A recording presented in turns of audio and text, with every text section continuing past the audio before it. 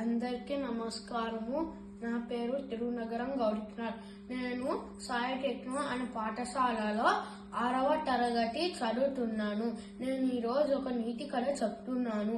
అనగనగా ఒకరోజు ఒక పెద్ద అడవిలో ఒక సింహం నిద్రించుచున్నది. దాని తోక పైన ఒక చిట్టి ఎలక జారబండల పైకి కిందికి జారుతున్నది.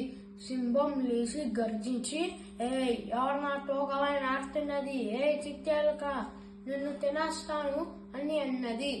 చిట్టి ఎలక భయపడి, ఒట్టి మహారాజా, నాకు తినకండి, ఒకరోజు నేను మీకు సహాయపడగలను అని అన్నది. దాంతో సింహం నవ్వి, ఈ చిట్టి ఎలక నాకు సహాయపడగలరా? తక్షణమే ఇక్కడ నుంచి వెళ్ళిపో, ఇక్కడితే నేను తినేస్తాను అని అన్నది. ఒకరోజు వేటగాళ్ళు సింహంని వలలో బంధించారు. దాంతో సింహం గాండ్రిస్తూ కాపాడండి కాపాడండి అని అన్నది.